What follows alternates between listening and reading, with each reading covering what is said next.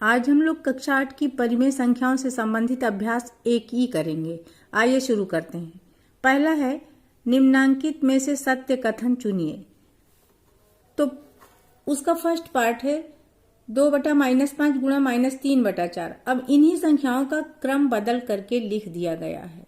तो हम जानते हैं कि परिमेय संख्याओं के गुणा में क्रम विनिमय नियम लागू होता है, यानी क्रम बदल कर अगर हम संख्याओं का गुणा करेंगे तो भी वही आंसर आएगा। तो यहाँ पर वही चीज की गई है, संख्याओं का क्रम बदल दिया गया है, इसका मतलब दोनों का गुणनफल सेम आएगा। तो इसका मतलब है कि ये कथन सत्य हो गया है। अब इसी क्वेश्चन का हम सेकेंड पार्ट देखते हैं। सेकेंड पार्ट में क्या है, इसमें 3 संख्याएं ली गई हैं, तीनों का गुणनफल किया गया है। सिर्फ इसमें किया यह गया है कि शुरू में ब्रैकेट दे दिया गया है, यानी शुरुआत की 2 संख्याओं का पहले गुणा कर लिया गया है, फिर तीसरी से गुणा किया गया है। और दूसरी साइड में क्या है, बाद की 2 संख्याओं का गुणा करके पहली संख्या से गुणा किया गया है। तो हमारा साहचर्य नियम यही कहता है, गुणा की संक्रिया में साहचर्य नियम लागू होता है और वो ये कहता है कि शुरू की 2 संख्याओं का गुणा करके चाहे हम तीसरी से बाद में गुणा करें या फिर बाद की 2 संख्याओं का गुणा करके फिर उसको पहले वाली संख्या से गुणा करें, गुणनफल समान आएगा। इसका मतलब ये कथन भी सत्य है। अब हम तीसरा देखते हैं, थर्ड पार्ट। 3/4 और -5/7 का गुणनफल परिमेय संख्या नहीं है। ये तो गलत हो गया, असत्य हो गया, क्योंकि ये भी परिमेय संख्या है, ये भी परिमेय संख्या है और परिमेय संख्याओं का गुणनफल जब हम निकालेंगे तो वो परिमेय संख्या ही आएगी। अब चौथा पार्ट हम देखते हैं। चौथे पार्ट में क्या है, पहले 2 संख्याओं का योग किया गया है, फिर एक संख्या से इनको गुणा किया गया है। आगे क्या किया गया है, इन्हीं संख्याओं को इसी 3/4 से अलग अलग गुणा कर दिया है। तो गुणन की संक्रिया में यहाँ पे योग पर गुणा का वितरण किया गया है, यानी ये 3/4 इसको भी गुणा कर रहा है और इसको भी, तो वही चीज ब्रैकेट खोल करके लिख दी गई है। इसका मतलब ये कथन भी सत्य हो गया। सेकेंड क्वेश्चन कहता है निम्नांकित कथनों को गुणा की क्रिया करके सत्यापित कीजिए। तो जब भी हमें क्वेश्चन में सत्यापित करना होता है तो हम दोनों पक्षों को हल करते हैं और आंसर सेम आ जाता है, तो वो सत्यापित हो जाता है।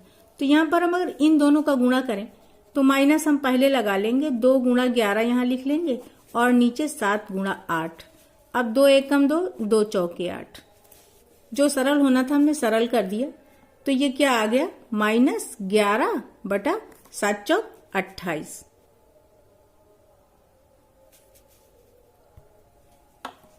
अब हम दूसरे पक्ष में ऐसे ही करके देख रहे हैं। तो ये इसमें क्या होगा, -11 गुणा 2 हो गया, नीचे 8 गुणा 7 हो गया। फिर वैसे ही कटेगा, 2 एकम 2, 2 चौके 8। फिर गुणनफल वही आ गया -11/28। तो इस तरीके से ये सत्यापित हो गया। इसी क्वेश्चन के सेकेंड पार्ट में भी हमें सत्यापित करना है। तो हम क्या करेंगे, वैसे ही करेंगे, -8 गुणा 15 ऊपर हो गया, नीचे हो जाएगा 9 गुणा 17। यहाँ पर हम देख रहे हैं 3 के पहाड़े से 9 और 15 कट रहा, तो हम काट देंगे, 3 तिया 9 और 3 पछे 15। ऊपर का गुणा आ गया 8 पंच 40, -40 आ गया और नीचे का आ गया 51। अब हम दूसरी साइड का भी ऐसे ही देख रहे हैं, तो इसको भी हम ऐसे ही करेंगे। ये ऊपर का आ गया 15 गुणा 8, 8 का माइनस सामने आ गया, नीचे आ गया 17 गुणा 9। वैसे ही काट दिया, 3 तिया 9, 3 पछे 15, तो ये आ गया -40/51। ये भी सत्यापित हो गया। थर्ड पार्ट है यहाँ पे, तो जो ब्रैकेट के अंदर है इन संख्याओं का हमें गुणा पहले कर लेना है। तो 1/2 माइनस सामने आ गया, गुणा 4/3। इस तरीके से हम पहले इसका गुणा कर लेंगे, 2 एकम 2, 2 दूनी 4। तो ये आ गया -2/3। अब ये -2/3 जो है इसको हमें गुणा कर लेना है -8/7 से। यहाँ हम चाहें तो ब्रैकेट लगा के बाहर यहाँ लिख सकते हैं -8/7। अब यहाँ क्या है, कोई किसी से कट नहीं रहा, माइनस माइनस कैंसिल हो गया, तो ये आ गया 16/21। अब हम दूसरी साइड में ऐसे ही करके देख रहे हैं। तो ये -8/7 और 1/2 का एक साथ गुणा हो रहा, चूंकि ब्रैकेट से समझ में आ रहा है। तो यहाँ पर ये हो गया -8 गुणा 1/7 गुणा 2, 2 से काट दिया, 2 एकम 2, 2 चौके 8। और इसको हम गुणा किससे कर रहे हैं, -4/3 से। तो ऊपर का आ गया -4/7 गुणा -4/3। तो ये हो गया माइनस खत्म हो गया, 4 चौक 16/21। अब हम देख रहे हैं कि दोनों साइड इक्वल आ गई हैं। दोनों साइड जब इक्वल आ गई, इसका मतलब ये भी सत्यापित हो गया। क्वेश्चन नंबर 3 है, निम्नांकित में रिक्त स्थानों की पूर्ति कीजिए और कथन के आगे संबंधित प्रगुण का नाम लिखिए। तो इसका फर्स्ट पार्ट है 2/11 गुणा -3/7।